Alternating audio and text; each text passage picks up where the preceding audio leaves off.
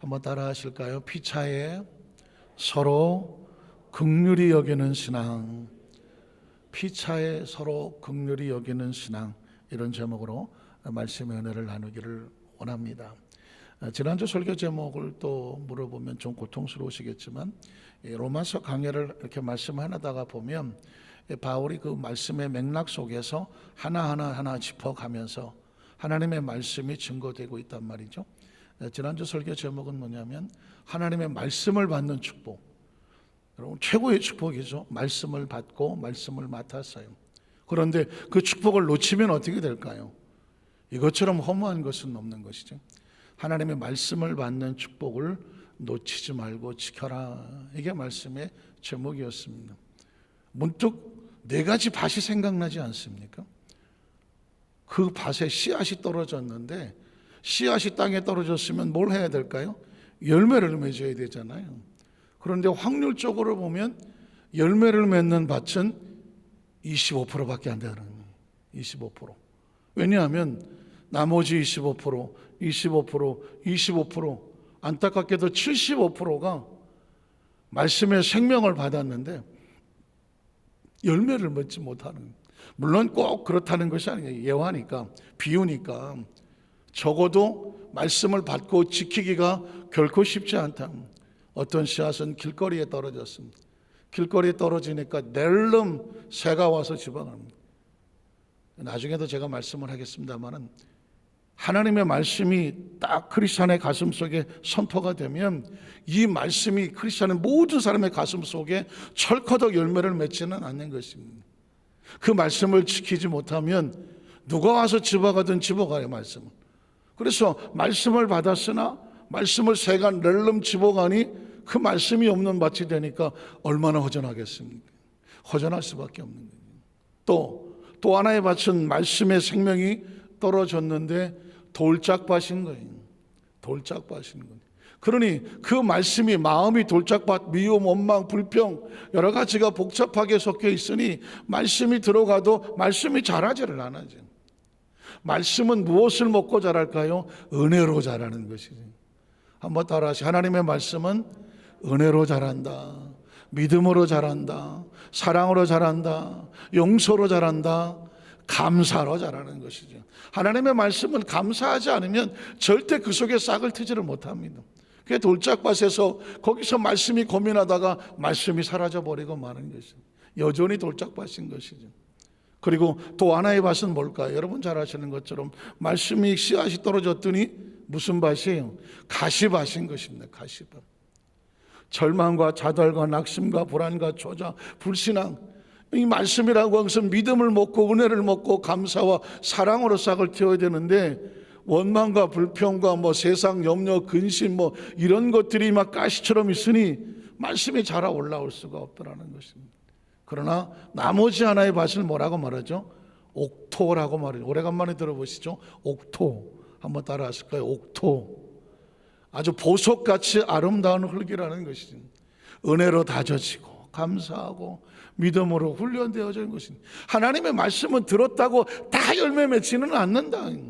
오죽하면 예수님이 말씀을 하셔도 그 시대 사람이 말씀을 듣고 열매 맺는 사람이 얼마나 됐겠습니까? 예수님이 누구예요? 하나님 자신이잖아요.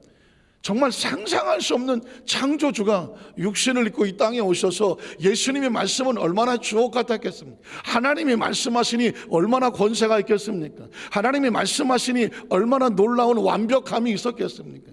하나님이 말씀하시니 구구절절히 그 생명의 말씀이 아니겠습니까? 그럼에도 불구하고 그 가나안 이스라엘 백성의 땅에 예수님이 다니면서 말씀을 하셔도 그 하나님의 말씀을 알아듣고 믿음으로 나온 사람을 하나 찾기도 힘들었다.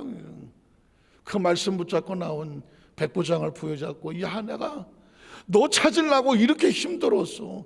이스라엘을 다 돌아다녀도 너만한 믿음을 가진 사람이 없더라. 그가 뭐라고 그랬나요? 주여, 다만 여기서 말씀만 하십시오.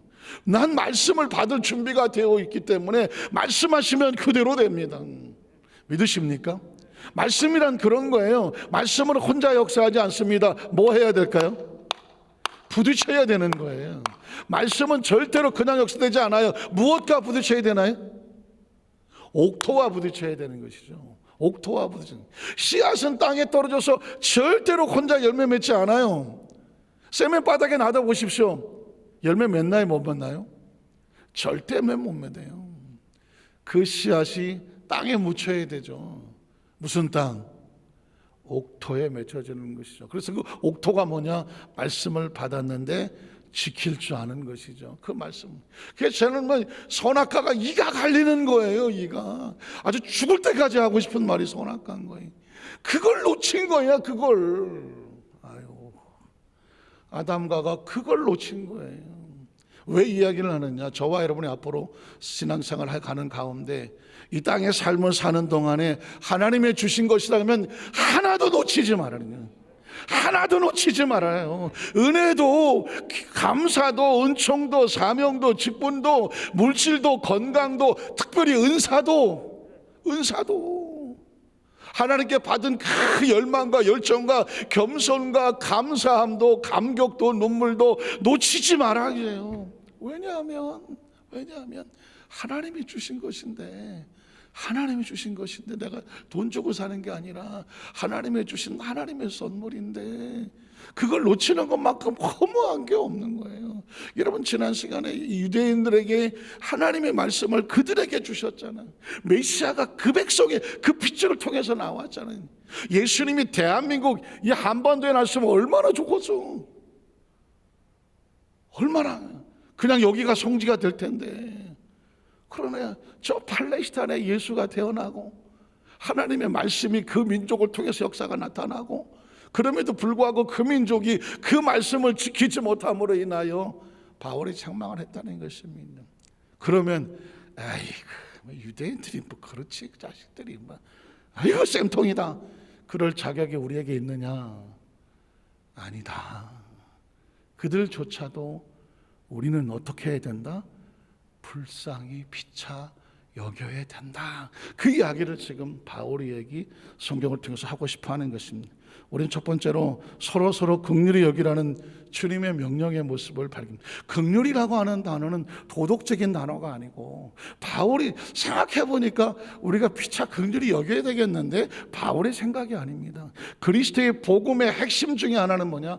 긍휼입니다. 한번 따라 하실 거예요. 긍휼. 마태복음 5장 7절에 보니까 긍휼히 여기는 자는 뭐가 있다? 복이 있다. 뒤집어 말하면 이 복이라는 단어를 조금 구체적으로 얘기할게요. 복이라고 말하니까 약간 좀 추상적이죠. 무슨 복이야 도대체? 한번 따라 하실게요. 긍휼히 여기는 자는 행복하다. 행복하다. 긍휼히 여기는 자는 행복하다. 이제 좀 감이 오죠. 아, 긍휼히 여길 수 있는 사람은 뭐한 사람이다? 행복한 사람이다. 긍휼히 여길 줄 모르는 사람은 행복이 없으니 어떡한 사람이에요? 불행하죠. 불행합니다.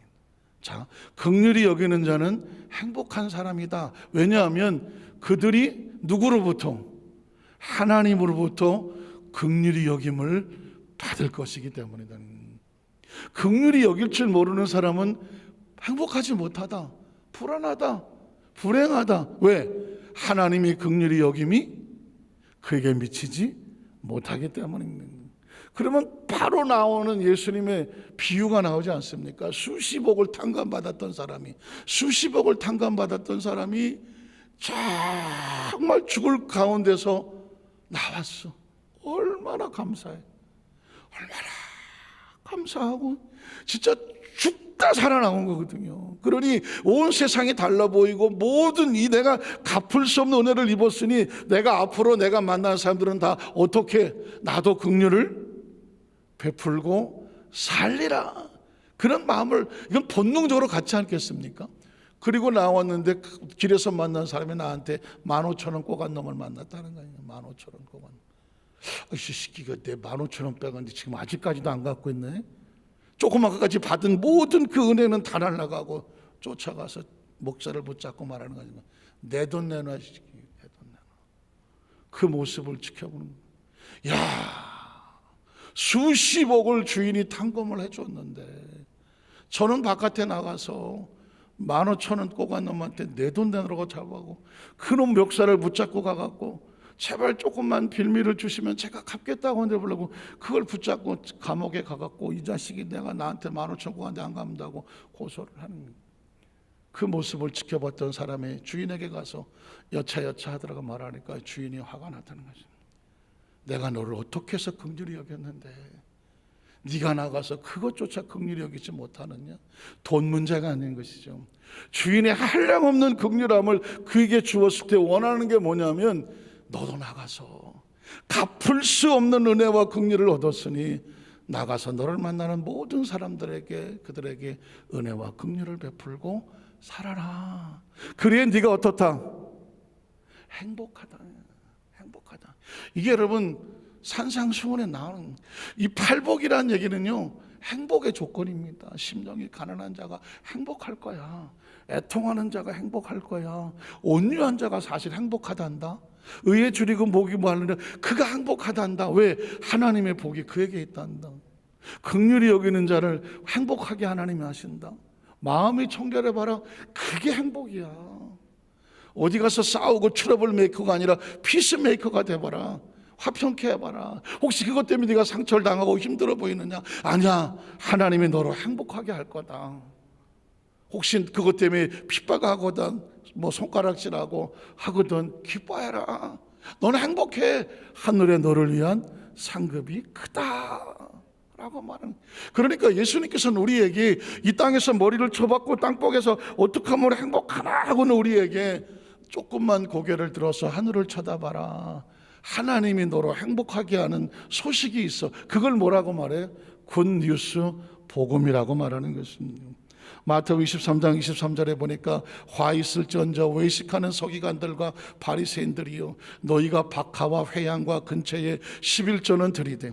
그러니까 율법은 지키되 형식적인 율법은 바리새인과 서기관보다 더 열심히 지키는 사람이 없어. 아주 성경 계명 그대로 지켰어. 그러니까 겉으로 봐서는, 행위로 봐서는 1도 털어낼 게 없어. 그런데 예수님이 말씀하는 것입니다. 그러면 네 속으로 들어가 보자. 율법에 더 중요한 바, 그것보다 더 중요한 게 뭐냐? 정의와 긍휼과 믿음. 내가 하나님 앞에 계명을 지켜 깨끗한 의를 입었다고 하면, 아유 내가 세상에서 더러운 것들하고 섞이지 말아야지, 아유, 이게 하나님께서 원하는 것이 아니다. 그 의를 누가 줬느냐? 하나님이 주셨으니. 하나님이 너로 의롭다고 인쳐 주셨으니 너도 이제 사람을 만나거든 다른 일을 만나거든 그에 혹시 더러운 게 있거든 부족한 게 있거든 모자란 게 있거든 어떻게 여겨주고? 긍휼히 여겨주고. 왜? 나를 누가 긍휼히 여겼으니?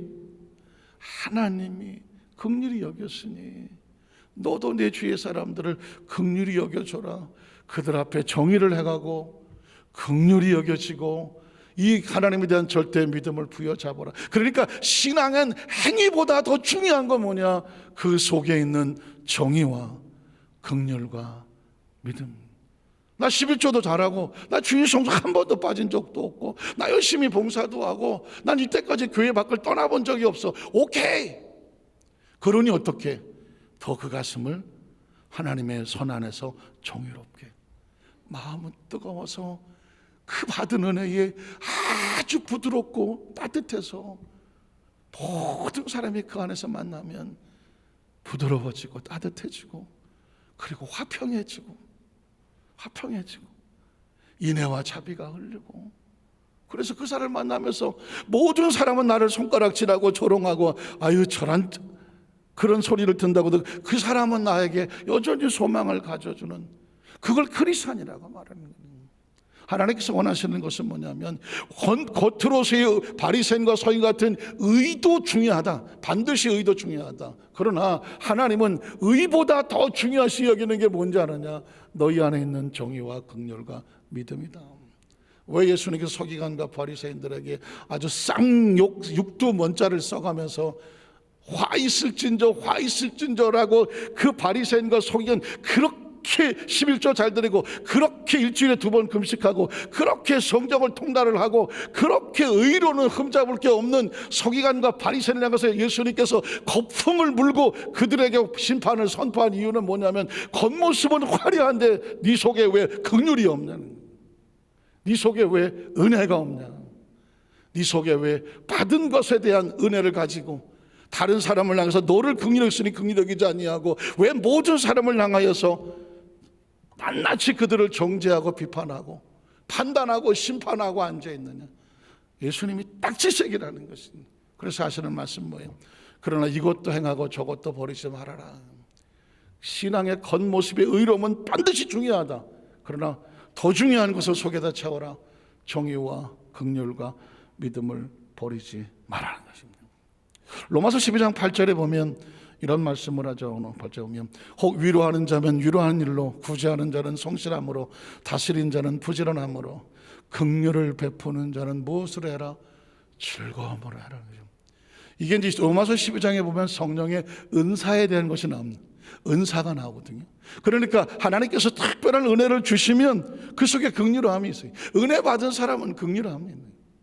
한번 따라하세요. 은혜 받은 사람은 긍휼히 여긴다는 거예요.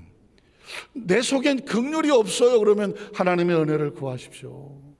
하나님의 은혜를 얻은 사람은 은혜 자체가 긍휼로 나오는 거거든요. 은혜란 뭐냐? 값없이 주는 거거든요. 긍휼이란 뭐냐? 대가를 바라지 아니하고 그를 불쌍히 여기며 그를 위해서 기꺼이 나의 것을 희생해도 아깝지 아니하며, 오늘 말씀처럼 긍휼을 베푸는데 내가 어때 마음이요? 마음이 어때요? 즐거워요. 야, 내가 받은 이 은혜를, 내가 다른 사람을 긍휼히 여김으로 인하여 나를 통하여 그리스도의 사랑과 은혜가 흘러가게 하여 주시옵소서. 어차피 저와 여러분은 하나님의 나라의 수도관과 같은 통로잖아요. 우리를 통해서 주의 사랑이 세상에 비추게 하여 주시옵소서. 그러니 긍휼을 여길수록 손해보는 것이 아니라 마음에 뭐가 있다? 즐거움으로 하는 것이죠. 에베소 2장 4절로 6절에도 보면 긍휼이 풍성하신 하나님이 이렇게 말합니다. 그러니까 이 긍휼의 본체는 어디서 온다고요? 하나님으로부터. 내 안에 긍휼이 있고 긍휼이 즐거워하고 긍휼이 내 속에서 정말 흘러나가기를 원하시는 하나님의 이름을 뭐다? 긍휼이 풍성하신 하나님. 우리를 사랑하신 그 큰 사랑으로 인하여 허물로 죽은 우리를 그리스도와 함께 어떻게 하셨고? 살리셨고. 얼마 주고? 은혜로. 너희는 은혜로 값없이 구원을 받은, 갚을 수 없는 긍휼의 은혜를 얻은 것이다라는 것이죠. 그렇으니 또 함께 일으키사 그리스도 예수 안에서 함께 하늘에 앉히시니, 그 하나님이 긍휼의 하나님. 에베소 4장 30절로 32절에 보면 하나님의 성령을 근심하게 하지 말아라. 그 안에서 너희가 구원의 날까지 인치심을 받았느니라. 너희는 모든 악독과 노함과 분냄과 떠드는 것과 비방하는 것을 모든 악의와 함께 뭐하고, 이건 긍휼이 없는 상황에서 벌어지는 거죠. 긍휼이 없기 때문에 악독하고, 긍휼이 없으니까 노하고, 긍휼이 없으니까 분내고, 긍휼이 없으니까 자기 소리를 지르고, 긍휼이 없으니까 비판하고 비방하고 손가락질하고 그 판단하고, 긍휼이 없으니까 모든 악한 생각으로 그 모든 걸 채워버리잖아요. 이것들을 다 버리고 어떻게 하라는 것입니다. 서로 친절하게 하며 불쌍히 여기며 서로 용서하기를, 하나님의 그리스도 안에서 너희를 뭐 하심과 같이 하라?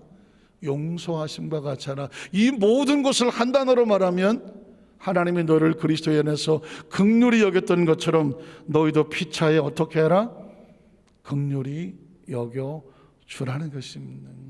그 전에 아주 단순한 스토리 하나를 보면 어느 부잣집은 행복하지가 않더래요. 매일 시끄럽고 싸우고 맨날 그러더래요.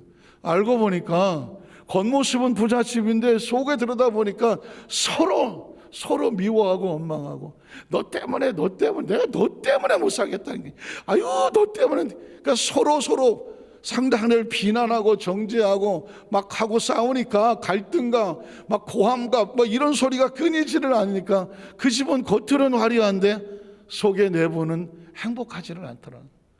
어느 가난한 집은 겉으로 볼 때는 행복한 조건이 없어 보이는데 그렇게 행복해 보이더라. 들어가서 가만히 살펴봤더니 조금 하나 뭐가 잘못하면 아이고 그거 내가 잘못했다. 아유. 시아버지는 아유 며느리가 들어오다 물을 쏟았더니 아이고 내가 그때 그 바닥을 미끄러운데 그걸 내가 못 닦았다. 아이고 내가 잘못했다. 그러니까 아유 아들 있다가 아유 아니에요 아버지 보시기 전에 내가 닦아야 되니까 며느리 아이고 아니에요 제가 그걸 조금만 주의 있게 봤으면 물길을 안 밟았을 텐데니까는 어머니가 있다고 아유 그 내가 잘못한 거라고. 그 며느리가 다리 불편하는데 내가 물을 떠와야 되는데 그 집이 행복하지 않을 수가 없는 거예요. 왜 그렇게 할 수 있을까요? 서로를 바라보는 관점이 긍휼과 은혜로 바라보고 어떤 실수와 어떤 일이 벌어지게 되면 아유 저것도 못하고 저것도 못하고가 아니라 아이고 내가 좀 이렇게 할걸, 내가 좀 기도해 줄걸, 아유 내가 좀 먼저 이렇게 좀 닦아줄걸, 아 내가 먼저 나가서 그 물 좀 떠올걸, 아이 그냥 내가 할걸, 잘못한 건 내가 했다고 하고 잘한 것은 아유 저 아들 때문에 그러고 딸 때문에 그러고 아유 당신 때문에 그러고 잘한 것은 상대방한테 밀어주고 잘못한 거는 아 그건 내가 실수한 거야. 그 집에 문제가 생길 리가 있겠습니까? 잘한 건 내가 다 잘한 거라고 말하고 잘못한 거는 아 저게 잘못했다. 이런 집은 행복할 수가 없지 않습니까? 천국은 그런 곳입니다. 천국은 피차에 서로 긍휼히 여겨서 아 그걸 내가 조금만 더 했으면 괜찮을 건데 하면서 서로를 바라보는 관점이 은혜로 바라보는 것입니다. 자, 그래서 오늘 두 번째로 유대인이라고 해서 분명히 말씀을 잘못했고 예수를 십자가에 못 박아 죽이고 정말 천하의 쳐 죽일 놈들인데 크리스찬 입장에서 보면 그러나 크리스찬은 혹시 유대인이 그렇다고 할지라도 우리가 그에게 돌을 던질 만한 그럴 사람은 아니다. 유대인들조차도 우리가 불쌍히 여기는 신앙의 모습을 가져라라고 오늘 복음적으로 선포하고 있는 것입니다. 로마서 2장 23절 28절에 보면 율법을 자랑하는 내가 율법을 범함으로 하나님을 욕되게 하는 하나님의 백성이 아브라함의 자손이 율법을 받았는데 율법을 지키지 아니함으로 율법을 준 하나님을 모욕했잖아요. 아니 하나님께서 주신 것을 그들이 아예 밟아버렸으니 그걸 준 하나님이 뭐가 되겠습니까? 그래서 반문하는 거예요. 자, 율법을 잘하는 내가 율법을 범함으로 하나님을 욕되게 하느냐. 기록된 데와 같이 하나님의 이름이 너희 때문에 이방인 중에서 모독을 받는도다. 내가 율법을 행하면 할례가 유익하나 만일 율법을 범하면 네 할례는 의미 없는 무할례가 되느니라. 그런즉 무할례자가 율법의 규례를 지키면 차라리 그 무할례를 할례와 같이 여길 것이 아니냐. 할례를 안 받아서 율법을 지키는 게 그게 하나님의 뜻이 아니냐. 또한 본래 무할례자가 율법을 온전히 지키면 율법의 조문과 할례를 가지고 율법을 범하는 너를 오히려 정죄하지 아니하겠느냐. 무릇 표면적 유대인이 유대인이 아니요 표면적 육신의 할례가 아니다라고 유대인들의 잘못을 집었습니다. 그러면 아이고 꽃이다. 예수님은 십자가에 못 박고 그더니 아유 저거 하나님께서 저거 유대인들을 저거 형식적인 놈이라고 다 비판해 버렸네 라고 우리가 정죄할 수 있을까? 아니다 하는 거죠. 로마서 3장 9절에 보니까 그러면 어떠하냐? 우리는 저 유대인보다 나으냐? 결코 아니다. 유대인들은 예수를 십자가에 못 박고 말씀도 못 지켰으니 주여 저 유대인들은 우리보다 못한 놈들이니까 저놈들은 다 쳐 죽이고 우리를 축복하소서 할 수 있느냐? 크리스찬은 아니다. 우리는 크리스찬들은 그렇게 하는 것이 아니라 유대인들조차도 불쌍한 그들이 깨닫지 못하여 말씀과 그 복을 지키지 못했으니 그들을 긍휼히 여기며 긍휼히 여김으로 말해 우리는 그렇게 하지 않아야 되는 교훈을 얻어서 우리 받은 말씀은 지켜내자. 그 다음 절에 보면 10절 14절에 보면 유대인이나 헬라이나 다 죄 아래 있다고 우리가 이미 선언 그들이나 우리나 다 죄 아래 자유하지를 못 기록된 바 의인은 없나니 하나도 없으며 깨닫는 자도 없고 하나님을 찾는 자도 없고 다 치우쳐 함께 무익하게 되고 선을 행하는 자는 없나니 하나도 없도다. 그들의 목구멍은 하나님이 없으니 긍휼이 없으니 은혜가 없으니 그 육신의 생명을 가지고 목구멍은 열린 무덤이요 그 혀로는 속임을 일삼으며 그 입술에는 독사의 독이 있고 비난하고 정죄하고 손가락질하고 판단하고 그 입에는 저주와 악독이 가득하고 그 발은 남의 상처를 흘리는데 빠르게 가고 파멸과 고생이 그 길에 있어서 평강의 길을, 긍휼이 없으면 평강의 길을 없는 거죠. 평안할 수가 없죠. 평강의 길을 알지 못하였고 그들이 눈앞에 하나님을 두려움이 없느니라 함과 같다. 우리가 왜 긍휼히 여길 수 있을까요? 누구를 인식하기 때문에? 하나님을 인식하는. 수십억을 탕감을 받은 사람이 나가서 15,000원 받은 사람한테 내 돈 내놔 시켜 했다면 자기에게 지금 은혜를 준 그 사람이 머릿속에 있나요? 없나요? 없는 거죠. 우리가 누군가를 긍휼히 여기지 않냐고 판단하고 비판하고 돌을 들이고 정죄한다면 나를 긍휼히 여기신 하나님이 있나요? 없나요? 없는 거죠. 하나님을 두려워하는 사람은 절대로 다른 사람을 비난하고 정죄하고 손가락질하고 돌을 던지지 않습니다. 그런데 누군가 거침없이 남을 비난하고 비판하고 정죄하고 손가락질하고 판단한다면 그는 안타깝지만 그의 머릿속에 누구는 없더라. 하나님을 두려워하는 마음이 없다는 거죠. 그래서 오늘 우리의 말씀에 결론을 내리면 그리스도인들이 삶을 살아가다가 보면 왜 화가 안 나겠습니까? 왜 허물이 안 보이겠습니까? 왜 내가 정말 막 감정이 왜 안 나오겠습니까?